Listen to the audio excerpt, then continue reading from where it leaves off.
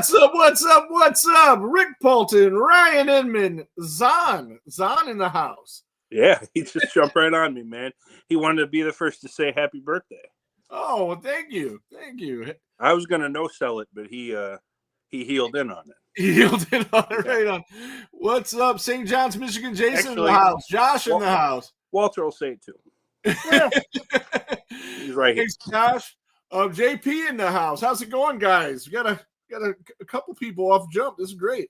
Yeah, so today's my birthday. 46 years old, I think. You know, I got text messages from people in California at like 5 o'clock this morning. So it was like 4 o'clock, 2, 3 o'clock their morning. So either they were still up from the night before or they get up super early. Who knows? But yeah, I have like people from Hollywood directors texting me, Hollywood actors texting me. I'm up to like 80 Facebook happy birthday deals on there. Let's see. I got about 25 texts and calls on my phone. My ex-wife texted me happy birthday. Really? But did my wife or kids that have phones in their hands that I pay for? No, couldn't be bothered. I could have guessed that one. Yeah. No. Isn't that something? See, but yeah. We were just talking about this. The thing I tried to get you for your birthday last year, you got for yourself like last week. Yeah, I did. Ellen Luder, editor of the collection. I didn't have time to get a Funko Pop out there because almost all my Jason autographs are on Funko Pops. You can see most of them in the background right there. That's most of them, not all of them. That's 12 of them anyway. So I wanted to, I couldn't get her a Funko Pop, but she's in her 80s, right? About that, yeah. So I was kind of nervous. That movie came out 44 years ago. Yeah, I was kind of nervous that if, God forbid, I don't want to poison the air or anything, but if I didn't get her then, on something, then I wouldn't be able to get her. And what I got her on was really cool. It's a drawing of her in the part 2 costume lifting up the sack and you can see her face. And I thought that was really interesting. And I guess she was at her table dressed in that costume, which she made, which is awesome, right? Well, she's costume designer. I'm sure it was the costume designer on the film and on many others. And that's how we were almost there tracking her down because you were able to determine that she worked for Adam Sandler. Mm-hmm. So the next move we were going to do was get in touch with one of his cronies and see if that would help us that way. But then somebody signed her to do these cons, so that's awesome. I had a lead on one of those guys. I won't say who. Yeah. Alan Covert. But he turns out to be a right-wing complete nutter, so I just decided not to go that way. So. Yeah. I seen that. JP says his ex-wife texts him every birthday and Father's Day. That's awesome. Yeah, mine too. But let's see. I'm gonna get rid of these glasses so I can stop seeing this glare. So somebody mentioned it. I wasn't even thinking about it. This is last week. It was the first time I ever did the show without a hat on. Yeah, it was. And it's different. I'm doing it again. And I do Instacart for money here and there. Mm-hmm. I was doing an order today, walking around like this, and some lady comes up to me. She goes, "Anybody ever tell you look like Travis Kelce?" And I'm like, "No, I don't see it." I can see it a little bit because I'm I'm a bit too tall and a lot of bit too poor. So, I'm a bit too short. Oh, I was gonna say Kelsey's like 6'5", dude. Yeah, I'm a bit too short and a lot of bit too poor. Oh yeah. A little bit too short and a lot of bit too poor. That's what I said. Bethany in the house. Happy birthday, Rick. Thank you, Bethany. All right.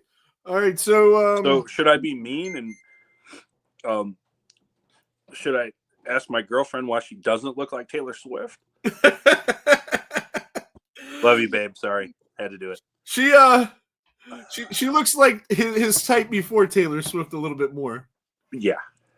You get it. Okay. I do. You can explain it for later. I totally get it. More my type in general, too. Yes, absolutely. Short and thick rather than tall and skinny. Yeah. Taylor Swift tall? Oh, yeah. Well, next to his 6'5" ass, no, but yeah, she's pretty tall. So I figured I'd ask you because you're the one getting texted by Hollywood directors and actors and stuff. Yeah, it's pretty awesome. I just drive them to the airport, but other than that, I'm nobody. So, so I got these in the mail today. Got these pre-ordered a while ago. Oh, one of those looks really cool. Yeah, one of these looks really cool. They both look really cool, but you don't like one of them. That's okay. I love the other one. Yeah, it's two of the universally I want to say least liked films in the series, but we're real big fans of Jason X, and JP, who's in the comments, also is. So we got the 4K versions of those. All kinds of fun stuff on this one. It's like they threw the theatrical cut in here. Like, as a guy that doesn't even like this movie, though, like, who would watch? Nobody's going to watch the theatrical cut, right? No, because that really sweet tent kill isn't in the theater. Isn't in there? Yeah. Yeah. And that's literally the space on the Blu-ray for that, or the 4K or whatever. The best part of that film is that kill. Yeah. To me. Yeah, to most people. Yeah. To most people. I really like the beginning when Jason gets. I like that too. Yeah. With Jillian Michaels, is it? Or? It is her name. Yeah. But real quick, for Jason Goes to Hell, for those of you that don't know, Adam Marcus is going to be on the Death Curse Society on Monday promoting the new documentary, which we will eventually get and eventually review and talk about. We're waiting for it. Yeah, they're going to the premiere, the U.S. premiere of it, the Death Curse Society guys, because they're producers on the film at Texas Frightmare, and Adam's going to be on Monday to talk about that, and I imagine many other things. Rebecca says, "Happy birthday!" Thank you, Rebecca. What else did we want to talk about? Hopefully, she just tuned in and wasn't listening about 3 minutes ago.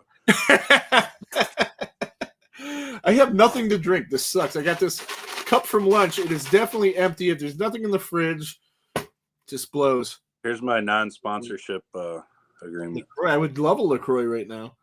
I got this little grapefruit only, baby. That's all I got. I don't know. This little trinket for my daughter for my birthday. See, it's Beetlejuice and Lydia there. Yeah. Yeah, it's pretty cool. It's like in this little pouch. I think she picked this up when we were at Odd Mall. We went to Odd Mall. You ever been to Odd Mall? I have. They do it at Akron right here all the time. Yeah, they do them all usually down in that vicinity. Sometimes up here.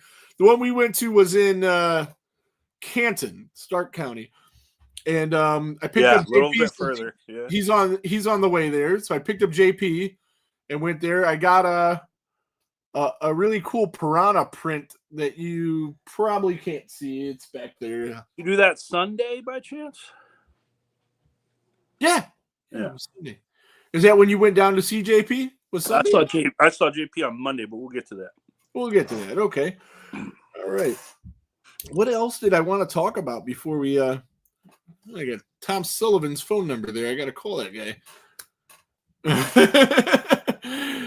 I wish I would have called him last week, because then he may have been on this show this week, and then I wouldn't be talking about Hellraiser Inferno. See, now Rick needs to put big time in parentheses in front of his name. I had that idea. The idea hit me to call him yesterday, and I'm like, "Fuck! Why didn't I think of that a week ago?" Because next week we're going to have C. Ernst Hart on the show from 13 Ghosts, because he couldn't make it this week. He's going to make it next week. But if he'd been able to make it this week, it would have prevented us from talking about this movie. Same thing with if I would have thought about calling Tom Sullivan. Maybe he could have helped us out. But neither happened. So we are going to eventually, during this broadcast, discuss Hellraiser Inferno. We'll get to it soon, I promise. Yeah. So tell Ryan I'm mad because they opened Top Thrill 2 after I left Soak. Yeah, and Ryan got to ride it. Yes, I did, and that segues into Monday. Talked about your Sunday. Let's talk about my Monday. Let's talk about your Monday, sir. So I went to Cedar Point on Monday for the first time this year, and those that watch this or listen to this show know that's like my happy place. Yeah, and that was my thing. I'm like, I'm not going to go on the weekend on Saturday and Sunday. I told Rob Dahl, don't do it. I told him not to do it. Yeah, he did it anyway. I knew it was going to be a shit show. Just too many people, when the rides haven't been fully tested and, on the first day. Mm-hmm. So I waited till the third day, the first weekday, because kids are still in school. So the crowd wouldn't be insane, and it wasn't. It wasn't empty, but it was nowhere near the crowds they had over the weekend. And yeah, the first thing we did was get to the line to Top Thrill 2, and we waited about an hour, which isn't too bad for that kind of ride. Because everybody else had the same plan, you know. Yes. Oh man, when we got out of that line, it was way longer than when we got in it, and it was delayed briefly while we were in the line, but it was not because of the ride. The ride was functioning just fine. The fucking metal detectors went down. Of all things, right? So, but yeah, finally, after 6 months of anticipation, I get on this thing, man, and we got the very back row. Whoo! So when you get shot backwards up that spike, you're the highest point in that park that you can possibly be. Nice. And it was awesome. And they have metal detectors like Steel Vengeance, yeah.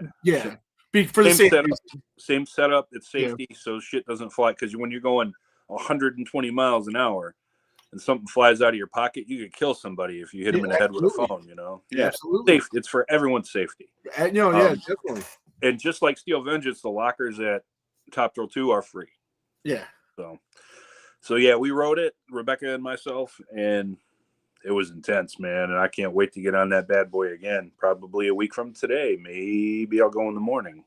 Yeah, you got to give me the heads up when Siren's Curse opens, because I'm gonna go up there then for that. It's fully built. I took a couple. I'll send you a couple close-up photos I took of it. It looks really cool, but after you get off Top Thrill 2, it looks so small. You know, everything looks like a toy after you get off a 420-foot roller coaster. Everything else looks a little small.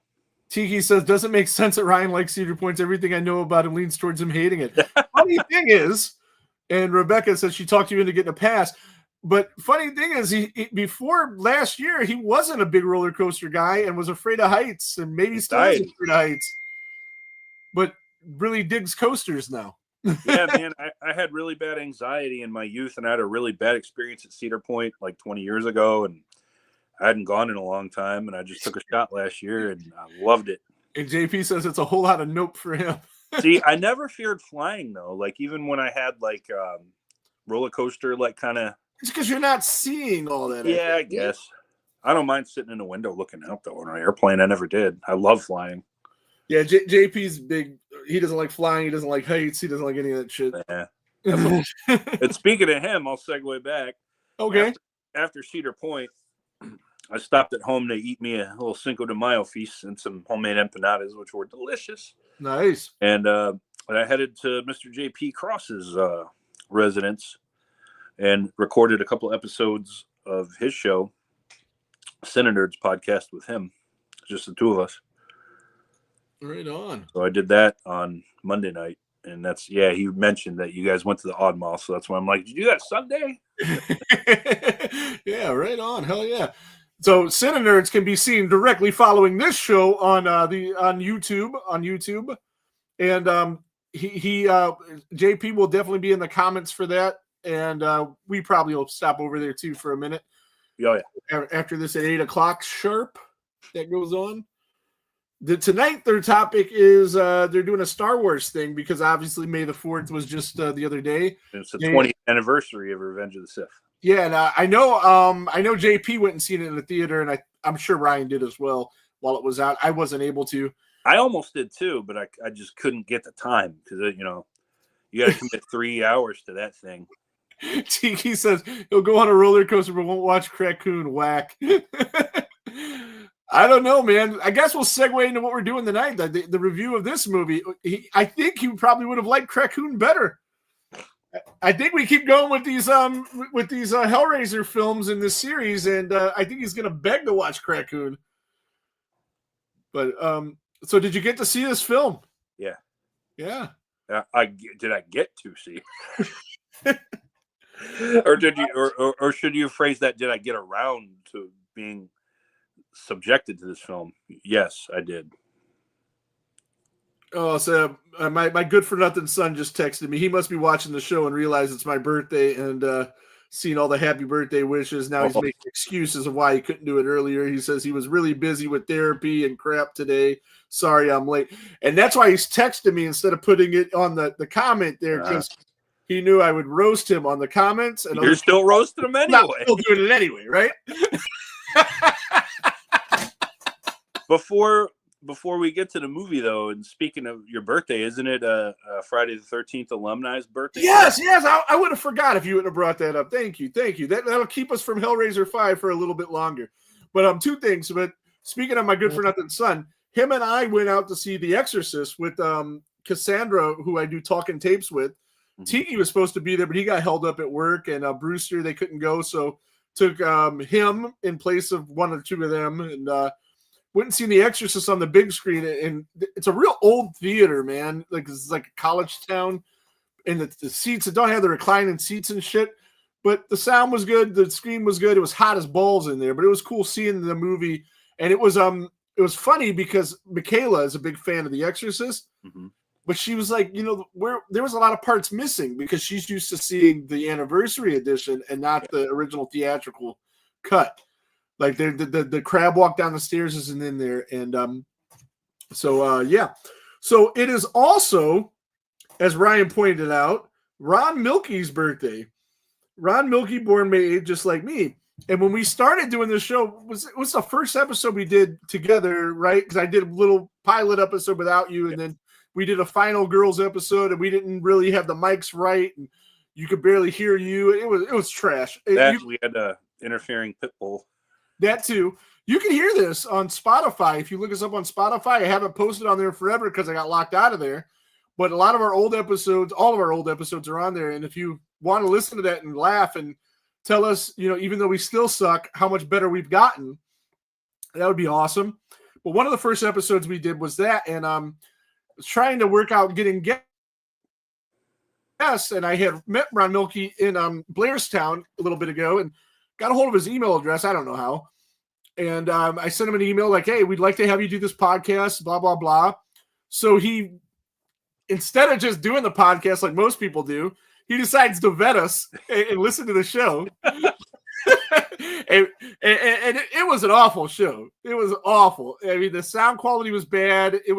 We had the dog making noise. We didn't really know what we were doing too much. And every other word for me at that time was a swear word. So Ron Milkey, in the nicest way, and to date, he's the only person to tell us no, by the way. Yeah. The only one to tell us, no, I can't do the show. Yeah. Other people have either told us maybe we'll do it another time. Or just didn't answer. Or just didn't answer. Yeah. But nobody's told us no. He's the only one to tell us no. Yeah. So I have the email he sent us. And I just figured, since it's his birthday and my birthday, we'll read this. And it reminds me of Eddie Murphy Raw. You've seen Eddie Murphy Raw, right? Of course. When he talks about getting the call from Bill Cosby, how it's like one of his idols, and he really looks up to the guy, and this is before all the allegations, of course. Oh, yeah. And he's like, you don't know what it's like to be chastised until Bill Cosby talks to you like one of the Cosby kids, and all of that. And that's kind of how I felt in this, but you'll understand it more in just a second. Megan Kaufman, happy birthday, Rick. I hope you're having a great one. Thank you, Megan. So he said he responds to my request to get on the show. Rick, listen to your podcast and discussing your guest choices of Friday the 13th's favorite final girl. I have new speakers, but still could not hear what he was saying very clearly.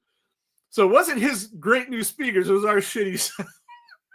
I did hear him say that Adrian King came in only at 6. He's got to be kidding. Adrian, all caps, was by far the best final girl. For the record, she was my number one, for the record. Okay. The qualities she brought to the part of Alice: courage, spunk, resilience, fighting ability, and energy, plus remaining sweet and vulnerable. Hard to pull off. That's why she won the role over almost 100 other young actors. Okay, enough on that. So first he had to go off on Ryan's opinion. Rick, you've got to clean up your act as far as your cursing during the interview. No one wants to hear those words. I am not a prude. I use them myself, in quotes, once in a while. But not on a podcast. Was this podcast your first? I would say cool off a little. It was mine. That statement, and it was our first, actually. I liked your excitement, and I'm grateful that you are such a fan of Friday the 13th. But bring it down a notch or two, Guy. Call me Guy. Send me your most recent podcast, and I will give it a listen and get back to you. I hope I have not offended you. Just trying to be of some help. Signed, Ron Milkey. So, in other words, in the longest way possible, he just said, "Sit on it, Tonto." Yes. Yes. Oh, it was great. It was great. Charles says, sorry I'm late, guys. Putting new brakes on the Plymouth. Yes. Charles Sherrod has acquired and he'll put the year in the comments. I think it's the same year as Christine, a Plymouth Fury. Yes. And it is Carolina blue, beautiful as ever. He is considering painting it red, so it'll be like Christine. It is awesome. And yeah, 57. And yeah, it's beautiful. And yeah, I'm so happy for him because I know that's been something he's wanted for quite a long time. And I can't wait to see it in person. Get down there to Texas one day and have him take me for a ride in that thing. Oh man. Tiki says maybe I should chill on talking about my previous cocaine abuse on Talking Tapes is what I'm getting. Well, if you want Ron Milkey to be on your show, I don't think Ron Milkey is going to be on Talking Tapes anytime soon. No, he's going to come on there and review Coon with us. So you know. That probably before I will. Oh no! Yeah, I mean, I'm gonna keep trying because I got to eventually get him on here so he can yell to your face about your Adrian King opinion. Now, he's a great guy. I no disrespect to him at all. He's awesome, very nice guy. He's just a little older, a little more old fashioned, and again, we sucked. We absolutely sucked. If I listened to that show, I wouldn't have wanted to come on it either. No, we've gotten considerably better. You can hear us now. See, and everything he said about Adrian King was true. But she was fighting the old lady, not Jason. That's my point. It's your opinion, and you're entitled to it. And yeah, What would you say? I liked 5 better. Yeah, I didn't hesitate with that answer either. He said Ron needs a bump is the problem. Maybe not. Maybe it's not the best idea for that guy. All right. We've exhausted all of our other banter, and we have to talk about this movie. To get it out of the way, so that way we can then get on to part 6 eventually. I'm hoping, beyond hope, that we're going to get to that remake, and we're going to actually like that. I'm hoping. People speak really highly of it. Yeah, a lot of people do. A lot of people that are into the series really, really like that. So, but I took very limited notes. So I'm going to bring up their IMDb real quick. I took absolutely no notes. Oh, right on. Hellraiser. I can do this one off the top of my head. I just watched it last night. So. Yeah, just getting for like cast, what year it came out, budget, and everything like that. Since I've watched this movie, all I've done is sleep, drink a cup of coffee, deliver some groceries, and sit my ass right here. So it's fresh in my mind. All right. See, JP says, you will like the remake, but everything else you are about to venture upon is awful. He warned me about that on Monday. Yeah, so I bought a Blu-ray set of the next, I think it's the next 4 movies. Yeah. This one set. I was at the Exchange after Oddmall since I was down by JP's, and I like to go to different exchanges. And since I was close to that one, I stopped there on the way home. And $20, and I got 4 of these movies. They're all free on Pluto. Yeah, that's where I watched the one last night. Yeah, and that's where I watched it too, because I didn't want to get up and put in one of the Blu-rays I bought. But I figured just in case, so I'd be able to watch them. But we're talking about Hellraiser Inferno from 2000. It is directed by Scott Derrickson. Yeah, he was actually went on to have a pretty decent career doing the horror stuff. Well, he's a producer in Black Phone. He wrote Doctor Strange, which was awesome. He directed it too. He directed Doctor Strange? Mm-hmm. Okay. He also directed. Sam Raimi directed Doctor Strange. I thought that this guy did. Let's see. I know he directed the You're Exorcism. Right. He directed the Exorcism of Emily Rose. I know that. Yeah, too. Yep. Maybe Sam Raimi did Doctor Strange 2. Maybe. Because I know he in one of those Doctor Strange movies, he the Oldsmobile's in it. Yeah. And he puts that in all his movies. The Exorcism of Emily Rose, Sinister. He was involved in some pretty cool stuff after that. But this film, it's surprising because this was his full feature directorial debut. Was this Hellraiser Inferno? But this film had a really low. It had a $2 million budget. This was the first one to go to DVD. This didn't get a theatrical release at all. Straight to video. And that's actually a pretty decent budget for straight to video. So Sam Raimi only did the multiverse one. Yeah. So that was like Doctor Strange 2 or something. And that's probably because of the Spider-Man stuff being in it. And since he did the Spider-Man movies, that's probably actually why he did it. Makes sense. And JP says Sam Raimi directed the sequel. Okay. All right. So, so this movie had a, whatever I said, was it a $2 million budget? Straight video. It kind of reminds me, my initial thoughts watching it was one of these indie films, and I don't mean indie film like Terrifier or something that got a theatrical release.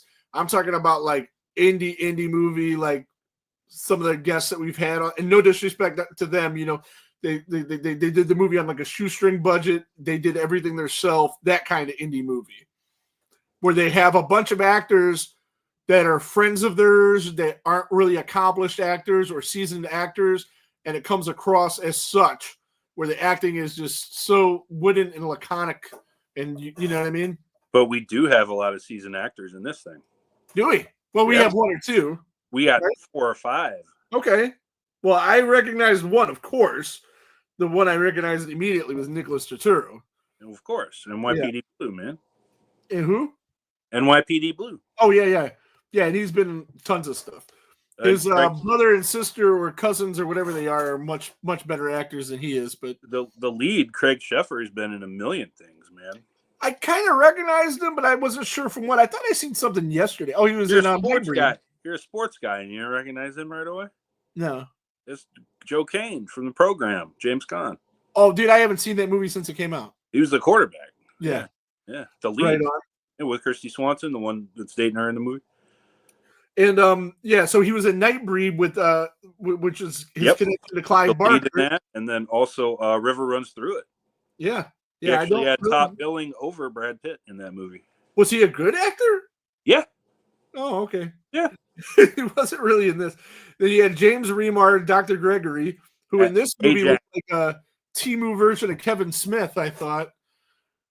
Really? I thought he looked like, he had the similar hair to Kevin Smith and the glasses, but skinny instead of fat. Well, I thought strictly from an acting perspective, he was the best in this movie.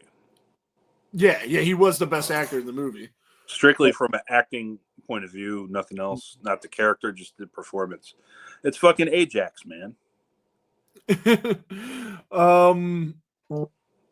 Oh yeah, it is, isn't it? Mm-hmm. Oh shit. Yeah, well, he doesn't look anything like himself in this. He looks like him in his IMDb photo, obviously. Well, it's 20-some years since the Warriors when he, 2000. The Warriors, what, 78, 79? I mean, so they did have good actors in the film. Yeah. But the actors were acting like people's friends that were just in their little indie movie that they're making in their backyard. See, and the first person you brought up, Turturro, I'm going to ask you this because I didn't really realize this until I watched this movie. He had a pretty promising career. He's nowhere near as talented as his brother. Is it his brother or his cousin? John Turturro is his older brother. And Ada's his sister? Don't know. Or she's a cousin. I think maybe she's a cousin. I just know John Turturro is the older brother who's literally better at everything than. Oh, of course. Yeah, that guy's amazing. No, John Turturro is the best. He can be serious. He can be hilarious. He can be both. Nick Turturro has always been kind of comedy kind of guy, which is fine. But look, and he had a promising career. NYPD Blue was a huge hit. And he was kind of one of the breakout characters on there. And he had a couple movie appearances after that, but after this movie, like, look at his career, and it just went. So this movie torpedoed his career. Because, yeah, that's the thing with him. You put him in there to add a little bit of humor to a serious thing, but it wasn't there. Like, and he does have, like, some kind of jokes and whatever, but they're flat. And do we need comedy relief in a Hellraiser movie? Well, this thing is, like, hard-boiled detective / like Red Shoe Diary kind of thing. I wouldn't mind a little comedy in here just to lighten it up because it's so.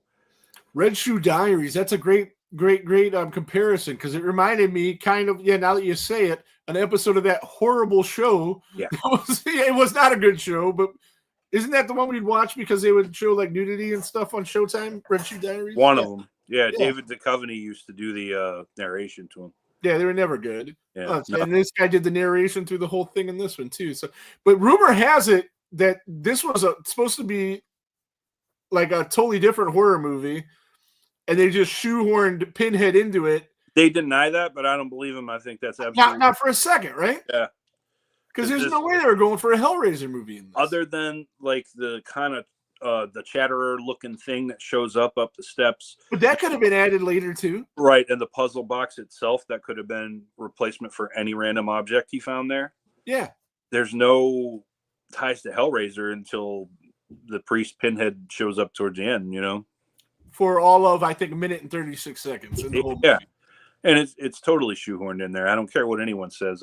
I will never. And you can literally take that minute and 36 seconds out, take the puzzle box, like you said, replace, put a cell phone in his hand, whatever. Put a fucking Rubik's Cube there. It doesn't matter.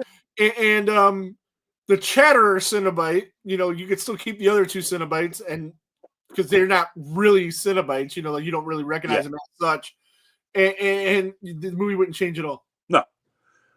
This is. Yeah, I don't believe it either. I think that there was another movie sitting on the shelf, and they added some scenes for it. This is a Temu David Lynch script put through AI with a sprinkle of Red Shoe Diaries, and then like, oh shit, at the last minute, let's make it a Hellraiser movie. That's what this is. Yeah, I think so.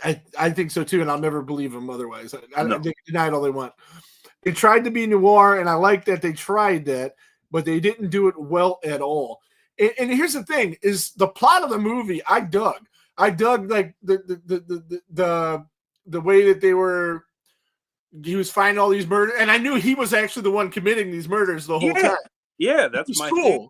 Yeah, but it just wasn't executed well because, I mean, again, I want to blame the actors for just being bad actors, but as you pointed out, that was not the case. There were no tangible suspects other than him. If there were, maybe the twist would have been better. But it's in the first 15 minutes, I knew it was him. Yeah, I liked it. I liked the idea of it. I think it was very poorly executed, though. I think the same script in somebody's hands that knows what the fuck they're doing, and it could have been a real interesting movie. And it just dragged. It was only an hour and 30 minutes. Only an hour and 30. Really? 137. This thing. And you knock off your 6 or 7 minutes of credits at the end. I think you're at 130. This thing seems long. It doesn't it? Yeah. All right. So, as we did with the other ones, we're going to rank these against the Mount Rushmore of horror, and they're part 5s. So, was this better than Nightmare on Elm Street 5? Nightmare on Elm Street 5 is pretty bad. It's one that I like the least. It's not as bad as this. So it's not as bad as this. I think this had a better idea. I can watch a Nightmare on Elm Street 5 again. I don't think I can watch this again. Friday the 13th 5 goes without saying. There's not a chance it even competes with it. Friday the 13th Part 5 is better at everything than this movie. Literally everything. Let's see. What Texas Chainsaw. What was the 5th Texas Chainsaw? I would say 2003 remake. Oh, it's not better than that. Yeah, it was 2003 remake. Absolutely not. No. And Friday the 13th Part 5, we did that. Is that all of them? No. Somebody? Oh, Halloween 5.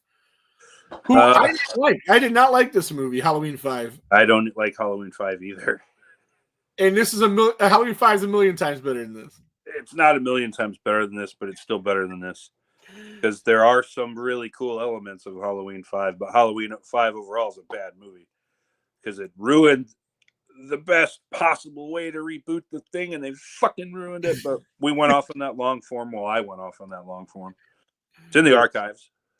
Yeah, that was one of the better reviews. Yeah. Tiki says the remake shits on this, and JP says Chucky is being left out. Well, we didn't do that we had to pick 4 when we came up with the gimmick. Okay. What's Child's Play 5? Is that the seed of Chucky above all 4 part 5s? No, but it's better than this. Yeah, it's better than this. And Megan says she loves Halloween 4 and 5. I love 4. We really gave 4 I remarked. 5 I didn't dig so much.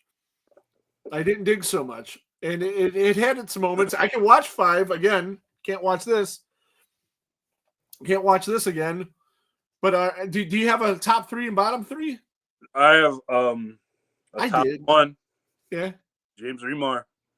Yeah, he was good in it. Yeah, he was, man. And I have a bottom 76. So, all right, speaking of him though, like, would they call him the conductor, the engineer, the engineer?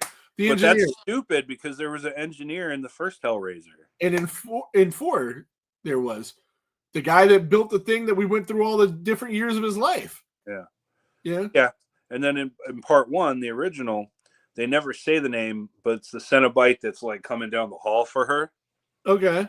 Like, to lead her into the hospital room to talk to the other ones. They don't say it in the movie, but in the book, that Cenobite's name is the engineer. Right. So that's confusing for somebody like me who knows that. Yeah, and then they made him Pinhead, which was really stupid because Pinhead wasn't the engineer. Yeah. So, the engineer, different Cenobite altogether. The best part about it was still stupid. Yeah. I again, for me, bottom the score was lacking. Was there anything memorable in the music at all? No. It's a very forgettable movie. It is, man. Very forgettable movie, and a $50,000 special effects budget, and you could tell. Well, a lot of the gore is like after the fact. Yeah, it's like being discovered because he's a detective, right? Which some of that looked cool. The makeup was cool. I'll give them that. Actually, when they tried to redo the Jesus wept scene. Yeah, that looked cool. That's actually a pretty slick way to get around super duper special effects. Is you make your lead guy a detective, so he doesn't see the kills happening. He just stumbles upon the aftermath. All right, it's pretty slick. Megan says her top Hellraiser is 1, 2, and 4, and I loved 1 and 2. I liked 4. I liked 4 better than 3, I think. Wrong. Oh, yeah, let's grade it. Do we need to grade this movie? Do we need to grade it? Is this an F? Is this an F, an absolute F? I mean, no redeeming qualities whatsoever. Yeah, we do not recommend. This is going to be rough, man. We got at least 3 more that Doug Bradley's in. Because he's in the first 8. And here's the thing. Right? Somebody even Doug Bradley's in this one. I couldn't care less. Like, he's nothing. Who gives a fuck? He looked cool for the minute and a half he was in it. That's all. They got his makeup fixed from 3 and 4. It doesn't matter. Could have been you. JP says you're about to have a lot of Fs. And I'll die on the hill that 3 is the best of the franchise. Yes, you will, sir. Yes, you will. No. And that's why I'm not watching fucking Crackoon. Oh, Christ, Jesus. Yeah, it's bad, man. So, see Ernst Hart is going to save us from doing 6 temporarily. And what did I just kick over? Oh, my glass there. It didn't break. That's good. So he's going to save us from having to do 6 anytime or next week, and then hopefully something cool will come out. Oh, next week we're going to this weekend we're going to see Clown in the Cornfield. So we got that. Rosario's out. Maybe we'll find a way to see that, and we'll do another review episode after we see a couple of these movies, and do that. Summer's coming, man. We're about to get hit with a lot of movies. Yeah. Hopefully some good ones, man. JP said you did, however, watch Sundown. What was the name of that movie? Sundown what? The Vampire in Retreat. Yeah. And that's a vampire Western movie. Vampire Western dark comedy.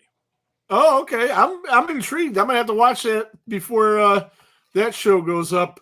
It might be the most Bruce Campbell-iest Bruce Campbell performance ever. Bruce Campbell's in it? Yeah. Oh, no shit. Oh, yeah, I'm down for sure. And it's the most Bruce Campbell-iest, if that's a term. I call it one. It is now. It is now. Yeah. You just coined it. Well, I said it already, but it showed up on this show first. Spoiler. Yeah. Just as, Bruce Campbell-iest, because it just... So I think after I get out of here, I'm going to throw on the Jason Goes to Hell and as a palate cleanser for this movie. See, where the hell are they? I bought me a big old thing of melatonin the other night because I use it to sleep sometimes. You didn't need it. You didn't need it the other night, did you? No, man. I could have saved $12, man, and just put on Hellraiser Inferno anytime I want to nap. Put you right to sleep. Yeah. So all right, I know you're a Jason Goes to Hell hater. That's better than these Hellraiser movies. Come on. No. Yes, it is. No. Well, I'm not as big of a Hellraiser fan as I am a Friday the 13th fan. Otherwise, I might think that. Yeah. It's just I gave that movie the coveted F- because of what it did to my beloved franchise. Yeah. Yeah, I think it's miles ahead of these movies. These are really, really, really, really bad, and I don't know. I hope they get better. We got to come up with this was my idea, right? Hellraiser. Yeah. Yeah. So you get to pick the next franchise. Oh, and I know what it's going to be already. Oh, okay. Because I don't think we can do another one of these. I'll tell you what, it's going to be something with less than 33 fucking movies. I know there's only 11 of these. Oh God. How? There's 6 more to go. I think so, man. Wow, we're not even halfway there. We're not even halfway there. And the first 2 of these were really good. All-time classics. Yeah. I think people really sleep on how good the second one really is. Oh no, it's amazing. Yeah, it's amazing. But then, because they're kind of one long ass movie. 1 and 2. So obviously, 1 and 2, we have ranked 1 and 2. You liked 4 better than 3, I think. I liked 4 better than 3. I liked 3 better than 4, but not by much. And yeah, obviously, we both have this thing last so far. Last. Yeah. And let's hope it stays there. Yeah. Let's hope this is the worst of the franchise, but I don't think it will be. I don't know the plot of 6 at all. I don't. But I do know that Dean Winters is the lead, and I love Dean Winters. So hopefully you still do after this. I do. I hope so, man. Like, if you watched Oz, like, how can you not love Dean Winters?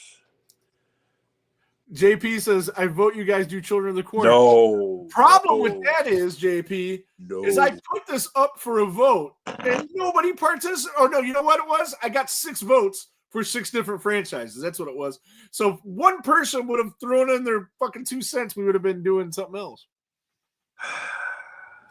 But yeah, the rule is it has to be a franchise. It has to have at least what would we say 3-4 movies. 3 would be a minimum. 3's good. We could do a trilogy. Yeah. If we did a trilogy, we'd probably do that in 1 episode, depending on the trilogy. Depending on what it is, some things would require more attention. Yeah. Like this thing we knocked out in 20 minutes, because we probably should have done 5 and 6 together, but then we'd have to watch them both this week, man. We ain't doing that. I thought about that, dude. I thought about burning through these, but that hour and a half movie was the longest hour and a half movie I ever seen in my life, and I was afraid that 6 would be similar. You know, I mean, it was hard to get through that. It was long, and a whole lot of nothing going on. I don't know. Like it's such a good idea. If somebody with half a brain could do this better, and like again, they had good actors. They just sucked in this. They gave this guy $2 million, and that's $2 million of 2000 money, which would be about $4 million now. Yeah. To make this fucking thing that goes straight to video, just somebody. If I had, I'd give Vincent DeSanti $1 million, and he could make such an amazing. What can you do with $1 million, right? Let's make Vincent DeSanti could do something great with it. Of course he could. He did great things with a few $100,000. Yeah, if that. Well, yeah, because he raised a few $100,000, but then you have to pay for all the perks, right, and everything. Yeah, he probably didn't clear anywhere near that. Tiki says Psycho. I am definitely down for that. Anytime. And yeah, the Psycho, the whole franchise. I liked all of them. They got progressively worse from the beginning. I mean, where else are you gonna go? I mean, it's an A+ film. You're not gonna get other A+ films in the series. That's for sure. Or the Toxic Avenger franchise. Yeah, I don't know, man. That'll be a tough one to do. I like Toxic Avenger. I'm going to see the remake. I'm pretty excited about it. I've seen them all. Have you? I have not. I have. Yeah. I wouldn't look. Even the first one for me is a little tough to watch because it kind of drags. Yeah. So I don't know. I'm not a huge trauma guy. You know that. Yeah. Not I've seen a few that I thought were okay. I'm not a giant fan either. Psycho 2 is the best, and you'll die on this mountain. Yes, you will, JP. It is good. It is amazing. It's a really good slasher. It is nothing to Psycho. Psycho 2 is a very good sequel. Very good movie. Not Psycho. Yeah, I was shocked when I finally seen it. And yeah, it's really, really good. And 3's good. 4 is good. But they do get progressively worse.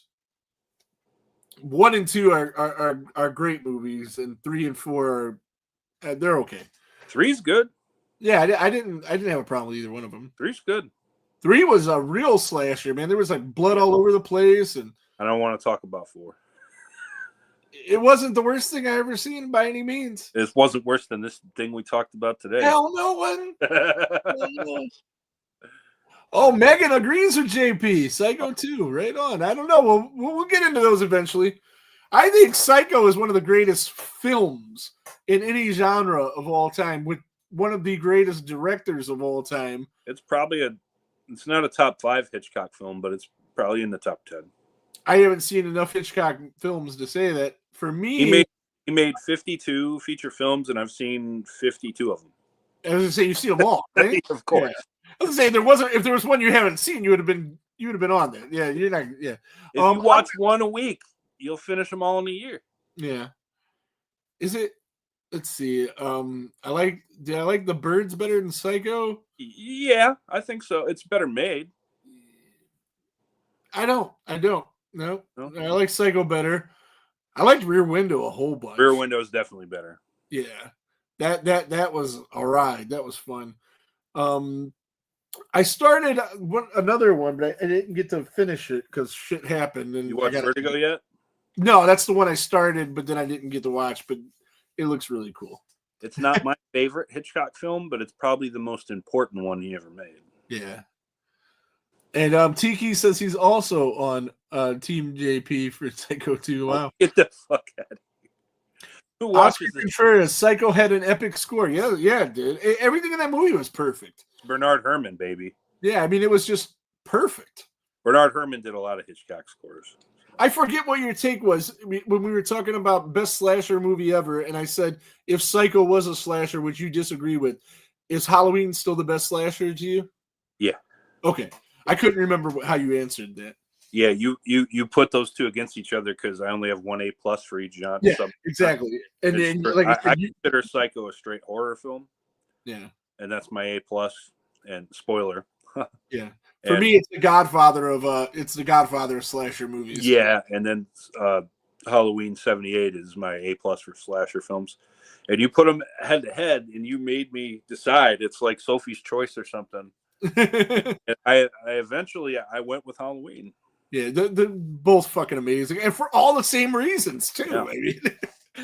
I mean, great director, great score, great intensity, or intention, that's built through the whole thing, and it's a whole lot of not a lot of kills. And that's why also with the original Hellraiser, which I love, I kept it at an A-, and I couldn't give it an A, and I'll tell you why.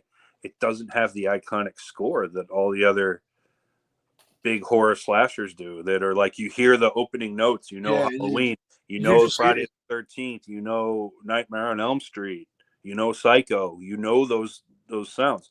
Right. And that's another reason too why I don't give Texas Chainsaw Massacre, the original, it doesn't have any music, which is good for the feel of the film, but it takes away from it too, not having music. So for me, I think the score for Texas Chainsaw is great because it's jarring and like it just doesn't let you feel comfortable for even a second and just fucks you up, and which was the idea from it. So it definitely works. But it just doesn't have that song though that like you associate immediately. Yeah, no, it doesn't.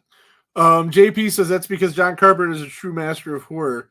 Yeah, I mean, I've come around on that, watching more John Carpenter stuff for this podcast and like really getting into it and breaking down stuff. Yeah, like some of the greatest horror movies ever were John Carpenter for sure. I think too, once he started making like features, he was a musician first. Yeah. But he actually initially didn't want to do his own scores, but he had somebody else like do it and was just like, that's not right at all. I'll do it myself. And then that's how that happened. Right. And then he just always did his own, and they were always great. Well, so we are going to probably wrap this up a little early tonight. Well, it's 53 minutes, so we're almost at an hour. So did you have anything you wanted to talk about or go over before we get out of here? Let's see. We already talked about the guest next week. We're not sure yet about the week after if it'll be Hellraiser 6, or we can talk about some of the new movies. Oh no, I'm gonna probably get out of this and get a message over to Tom Sullivan and see if we can get him on to talk about Evil Dead. If not, too, we'll see Clown in a Cornfield before, and we can. Yeah, we're gonna see that and probably some other stuff. But we could even just hop on and do that. Sometimes we don't want to sit on that for 2 weeks. Yeah.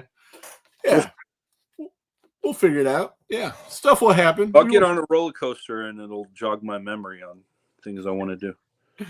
So right. I needed that therapy. Oh, Saturday, if you're in the Cleveland area, 21 Days of Horror Film Festival at Atlas Theater in Euclid. I think it's in Euclid. Tickets available on Fandango. If you put in the search 21 Days of Horror, they'll come up. There's 2 different sets, of films. They're $15 for each group. But if you buy tickets on site for $20, you can get both sets. So for $5 more, you could see both sets of films. And we went last year. It was a great time, great films. The concept is these guys get an object that they have to use in every film. Oh, yeah. And a concept that they have to use in every film. Like it's something to tie together. Like last year was the eclipse, I think. Yeah, it was. And you have 21 days to make this film. And some of these guys did an amazing job. For the ones last year, they were either really, really good, could win awards at festivals, movies, like where they're really deep, well thought out, or they were really bad and stupid, but in a way where they were just so entertaining that it was great. You know what I mean? There was no movie that I watched where I was like, God, man, I wish I had those 15 minutes back. So it's definitely a whole lot of fun. And I suggest that if you guys are in the area that you take part in that. Okay. Yeah, it was the eclipse last year. I remember that. And it was timed pretty much perfect when that happened. Oh, yeah, because some of them people had shots of the eclipse in their movie. Yep. Yeah. And since Cleveland was the epicenter for that. I think the 21 days for that began like the day before the eclipse or something last year. Mm-hmm. Yeah. So which was perfect. Give everybody time to JP, get all that, work that in. And then, it's at the theater we see Melonheads at. So, yeah, definitely come down. I'm off too. I'm going to be there. Speaking of Melonheads, have you rescheduled your day to shoot yet? No. He lost his effects guy, and he was going to use a makeup for the killer, and then he decided to have a mask made for the killer. So we're waiting on that to come in. But I will be getting murdered in a horror movie real soon, a Christmas horror movie at that. So I'm really not sure how this is going to go, but it should be fun. Yeah, I'm just curious about that because I can't wait to see that. And whenever that comes out, I'll be there. Oh yeah, when that has its premiere probably at the same theater, I will be forcing lots and lots of people to go to this. Since you're going to be in the thing, what better person? You'll be the star. Yeah. They'll have me interview you. How better? Maybe we can do that. I'll tell them I think I can get direct access. I think I could pull a few strings, if you will. If you will.